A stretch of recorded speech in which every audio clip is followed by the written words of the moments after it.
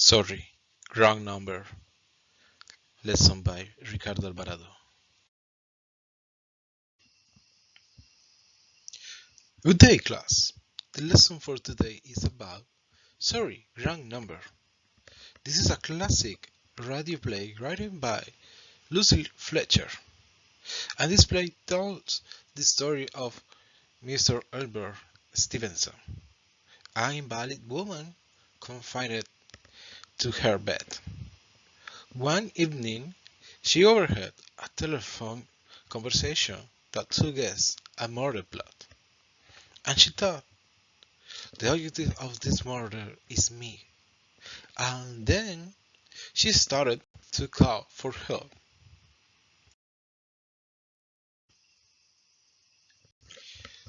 This classic radio play has different characters, so we now discuss about these characters. Our first character is Mr. Albert Stevenson, the central character. Mr. Stevenson is an invalid woman confined to her bed. Throughout the play, she is portrayed as anxious and paranoid, having overheard a conversation that hits a murder plot.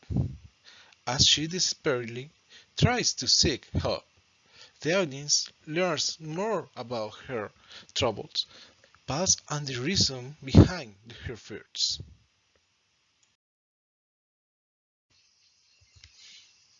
Our second character is the operator. The telephone operator is a key character in the play, serving as a bridge between Mr. Stevenson and the outside world. Mr. Stevenson repeatedly attempts to get the operator's assistance in tracing the call and reaching the authorities. The operator's responses and actions contribute to the tension and frustration in the story.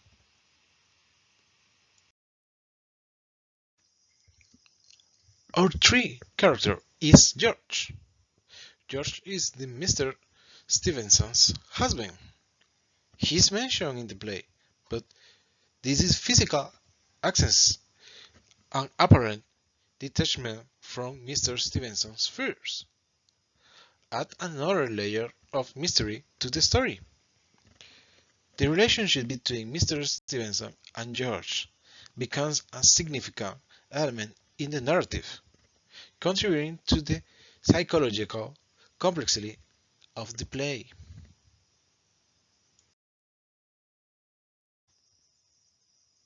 Our last character is Sergeant Duffy, a police officer whom Mr. Stevenson contacts in attempt to report the planned murder. Sergeant Duffy is interacting with Mr. Stevenson chef the later part of the play, and his response play a crucial role in the resolution of the story. Okay, class, it's time to introduce Sorry, Wrong Number.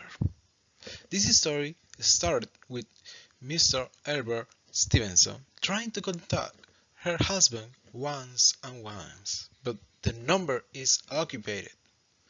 Then the operator helps her to connect.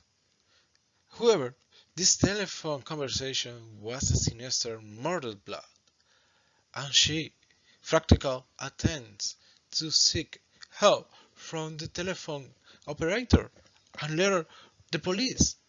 And she tries and tries and tries.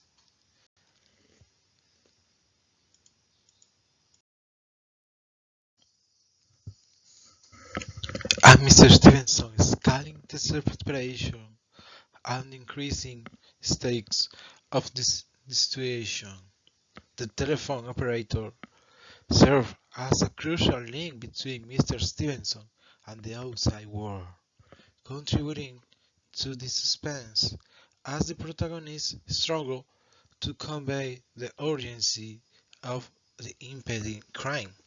As Mr. Stevenson interacts with the operator and later the police. The play's psychological depth is revealed through Mr. Stevenson's character, whose fear is not only rooted in the present danger but also in unresolved issues from her personality history. Then, unseen character engaged in the telephone conversation.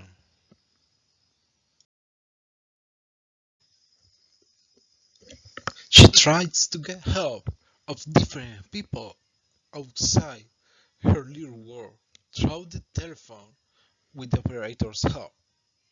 When she realizes the people outside can help her, she starts to ask for help because her time is close.